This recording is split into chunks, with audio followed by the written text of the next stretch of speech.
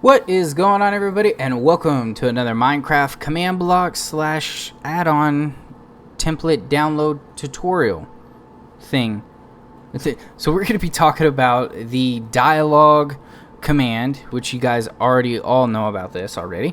Dialogue, we have a change and we have an open. We're going to be talking about the open.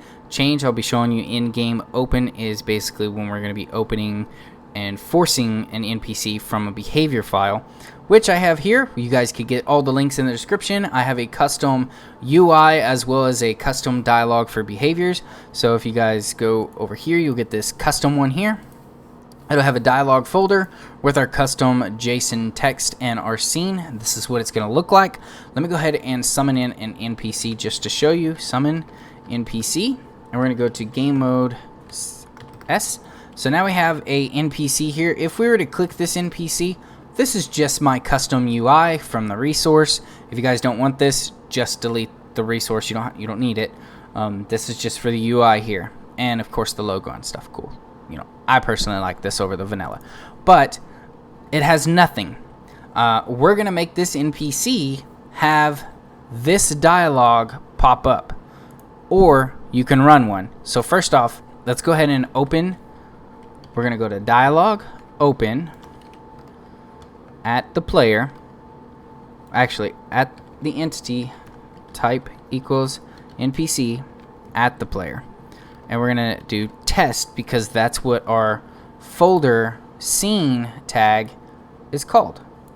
So once we run that, you will see that it opens up here. And this is the template for you guys to start editing. So the first one is the NPC name, which is header. That's header up here. We have bubble text in this gray area, and button 1 and button 2. So bubble text right here, which is in the gray area, if you want to change that and have your text in here. We also have buttons. You have button 1 with the commands here, button 2 with the commands here. That is pretty much it. It's super easy to do this. Just copy and paste, keep using the template, and it's super easy. We're going to press button 2. It'll say command 2. Now, if you still run up over here, this NPC has nothing. If I wanted to make this NPC interactable with myself or other players, specifically the player based on what dialogue and scene I want this NPC to run to them, we would use the change command. So dialogue change at the player test. Oop, I got that backwards again. At the type equals NPC test at P. Just like that. We just need an E there. So once we have that, we'll press enter. It says dialogue changed NPC text just for DAKONBLACKROSE, which is me. So this dialogue now, if I run up and click it, will have the custom scene inside of the template for this NPC. So if I summon another NPC, and click this NPC, there's nothing because I didn't run the change command for this NPC, but I did for this one.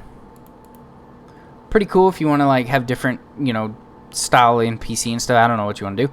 The only thing bad about this is if you're using different behaviors, items to summon things and do a bunch of different stuff. If you were to try and run the dialogue open command when there's more than one NPC and you're not basically trying to classify it, and we're just looking for an NPC without a name, without a tag, without a score, without anything, just like this, it will fail because there's too many NPCs. You would need to name these guys in creative and stuff. But that is pretty much how you use the dialogue command with the change and the open, how you get it inside of a resource and a behavior thing template. If you guys want to download that, you don't have to download this version where it has my logo and this changes the NPC, the way the buttons look, how big they are, the bubble text, the gray, the header, and the wideness of the screen.